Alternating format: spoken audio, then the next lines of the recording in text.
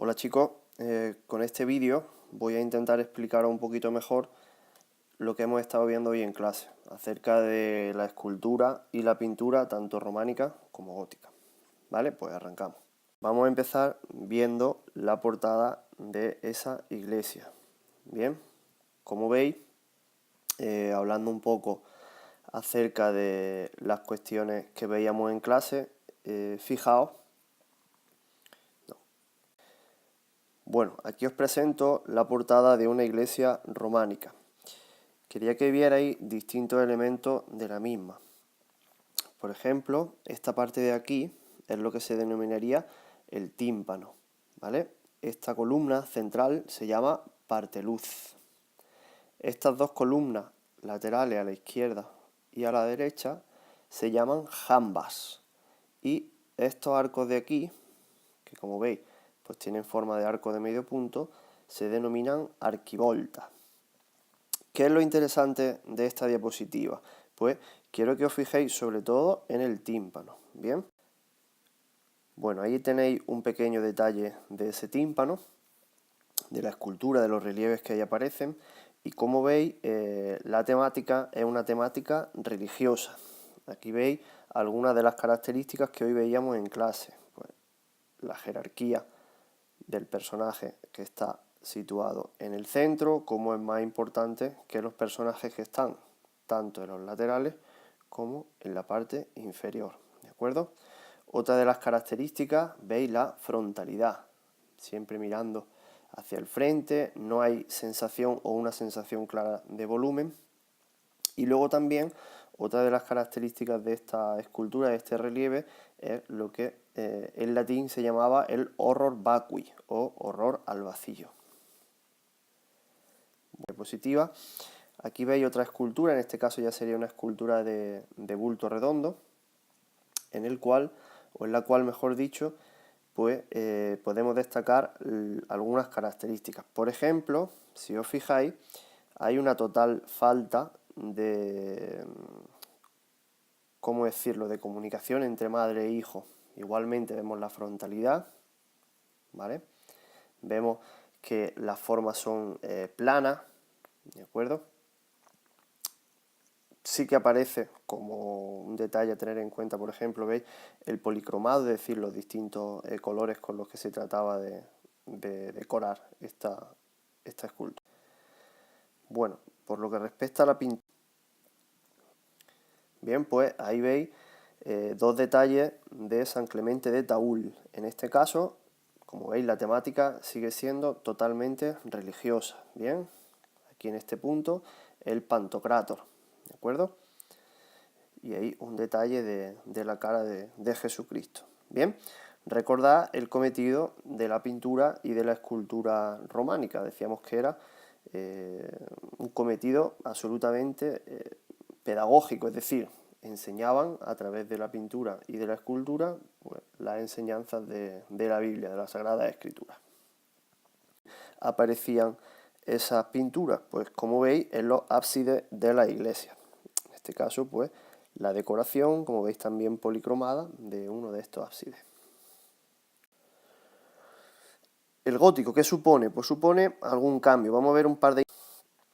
Por ejemplo, de la escultura. Como veis, en la escultura ya no aparece tanto hieratismo, digamos, ya aparece un poquito más de movimiento. Bien, se buscará un poquito más también de darle una característica individual a los rostros, ¿de acuerdo? Fijaos que cada una de las figuras pues tiene una tipología distinta. También otra de las características es que, no lo dijimos antes, pero la escultura románica se adaptaba al marco que la arquitectura le ofrecía. En este caso, ¿vale?, aparece pues una pequeña liberación de ese marco arquitectónico. Como veis, estas esculturas son prácticamente de bulto redondo, ¿vale?, adosado a un edificio arquitectónico. Respecto a la pintura, además de las características que veíamos en la pintura del románico, pues fijaos cómo en esta pintura, aparte de que la temática ya se amplía, ya no solo es temática religiosa, sino que aquí aparece una temática pues, de un militar, pero fijaos en el detalle de que intentan darle sensación de profundidad, ¿de acuerdo? Fijaos cómo aparece de fondo un castillo, empalizada de una batalla, ¿de acuerdo? Entonces el cielo, el paisaje, pues intentan darle unos colores para que haga contraste con el personaje, ¿verdad? Con el personaje aristocrático montado a caballo. Bueno, esta ha salido un poquito descuadrada la arquitectura. Vamos a hacer un pequeño repaso de las distintas partes. Por ejemplo, en esta imagen que tenía la iglesia, pues veis el cimborrio aquí, que tanta gracia hacía en clase, también se ha salido un poquito descuadrado. Los arcos de medio punto, aquí en este caso como aparecen en el ábside, los contrafuertes, recordad que eran utilizados pues para que ayudaran a soportar el peso de los grandes muros. El tipo de arco que utilizaban, bien, veis, el arco de medio punto. Bueno, esto como lo hemos visto en clase simplemente es porque tuvierais la referencia.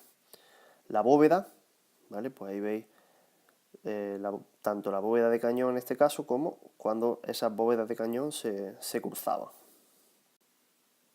Aquí la planta, bien, como veis, una planta de cruz latina en forma de cruz, con las distintas partes que ya habíamos visto, ¿de acuerdo? El ábside, el transepto, que sería esto, el crucero, donde se cruzan, bien, aquí es donde estaría pues el altar, la nave central, o la nave principal, y las naves laterales, ¿de acuerdo?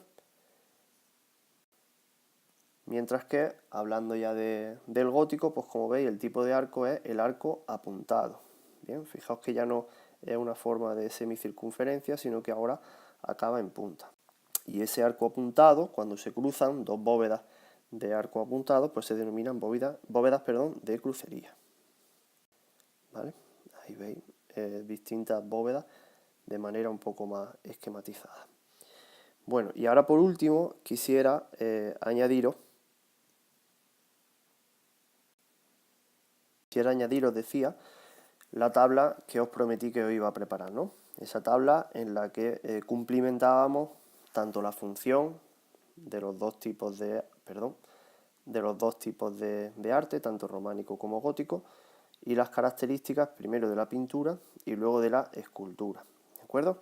Bueno, repasando un poquito, ambos, como veis, arte eminentemente religioso, arte que servían para decorar y también para enseñar.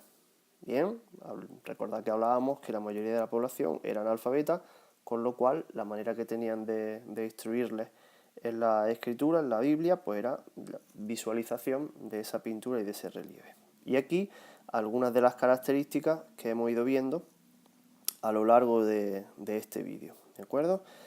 Leedla, trabajadla y la intentamos explicar y solventar alguna duda en clases siguientes, ¿de acuerdo? Muy bien, gracias. Espero que os haya servido.